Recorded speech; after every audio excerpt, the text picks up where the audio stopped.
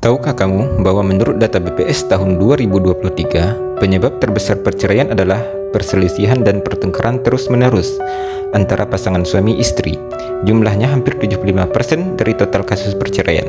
Artinya, penyebab perceraian terbanyak bukanlah suatu hal yang besar seperti KDRT, perselingkuhan, dan lain-lain, tapi pertengkaran terus-menerus. Maka, hati-hati buat yang sering bertengkar, karena data BPS membuktikan penyebab perceraian terbesar adalah pertengkaran terus-menerus. Oke, kita akan bahas secara teori apa sih penyebab pertengkaran terus-menerus ini. Kenapa teori itu penting? Karena setidaknya dengan mengetahui teori, kita jadi punya panduan dan pengetahuan tentang apa yang seharusnya kita upayakan agar kemungkinan dampak terburuk dari masalah yang muncul bisa ditanggulangi sedini mungkin. Tapi sebelumnya, kita lihat dulu data validnya. Berdasarkan data resmi Badan Pusat Statistik tahun 2023, jumlah perceraian terjadi di Indonesia mencapai angka 463.654 kasus, meskipun menurun dibandingkan tahun 2022 yang mencatat lebih dari 516.000 kasus. Angka ini tetap menggambarkan bahwa perceraian masih menjadi fenomena sosial yang masif dan tidak bisa dianggap sepele. Dari keseluruhan kasus yang tercatat, penyebab terbesar perceraian adalah perselisihan dan pertengkaran terus-menerus antara pasangan suami istri. Dalam banyak laporan BPS di tingkat kabupaten dan kota, faktor ini muncul secara dominan, bahkan menyentuh angka di atas 75% dalam beberapa wilayah. Hal ini menunjukkan bahwa permasalahan dalam rumah tangga tidak selalu bersumber dari kejadian luar biasa seperti perselingkuhan atau kekerasan dalam rumah tangga, tetapi karena sering cekcok dan tidak pernah menemukan jalan damai dari masalah yang mereka hadapi sehari-hari. Menurut ahli psikologi Carl Rogers, hubungan yang sehat itu harus dibangun dari saling menghargai dan saling memahami. Kalau dalam rumah tangga sudah nggak ada lagi rasa saling menghormati, maka komunikasi akan berubah jadi saling menyerang. Pasangan bukan lagi tempat untuk berbagi, tapi malah jadi lawan debat. Harriet Lerner, penulis buku The Dance of Anger, bilang bahwa dalam banyak kasus, orang nggak sadar kalau mereka udah kehilangan rasa hormat dalam hubungan. Mereka bicara bukan lagi untuk menyelesaikan masalah, tapi untuk membuktikan siapa yang paling benar. Dari situ, hubungan jadi makin tegang dan nggak sehat. Padahal, respect itu bukan cuma soal berkata sopan atau enggak membentak, tapi lebih dari itu. Respect adalah menghargai perasaan, pendapat, dan keberadaan pasangan kita sebagai manusia yang setara. Kalau satu pihak merasa enggak dihargai, perlahan hubungan akan terasa dingin dan jauh. Dan dari situlah biasanya pertengkaran demi pertengkaran mulai muncul. Tapi secara lebih detail, para ahli punya beberapa penjelasan yang menarik dan mungkin bisa membuat kita semua lebih sadar akan akar masalahnya. 1. Komunikasi yang tidak efektif. Menurut psikolog pernikahan John Gottman, banyak konflik rumah tangga berasal dari pola komunikasi yang tidak sehat. Ia menyebut 4 tanda utama yang paling sering menghancurkan hubungan. Pertama, kritik. Ini bukan sekedar mengeluh soal kebiasaan, tapi menyerang kepribadian pasangan seperti bilang, kamu tuh selalu egois. Kedua, penghinaan. Ini lebih parah karena menunjukkan rasa merendahkan, misalnya dengan mencibir, mengejek, atau menyepelekan.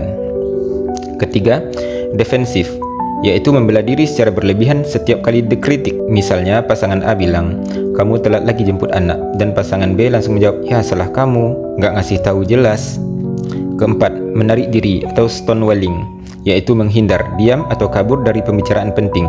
Gottman menemukan bahwa kalau 4 pola ini sering muncul, maka kemungkinan pasangan bercerai jadi sangat tinggi karena lama-lama komunikasi jadi ajang saling menyerang, bukan saling mengerti. 2. Perbedaan gaya menghadapi konflik. David Schnarch mengatakan bahwa setiap orang punya cara yang berbeda saat menghadapi konflik. Ada yang memilih diam dan menjauh dulu, ada juga yang ingin langsung menyelesaikan masalah di tempat.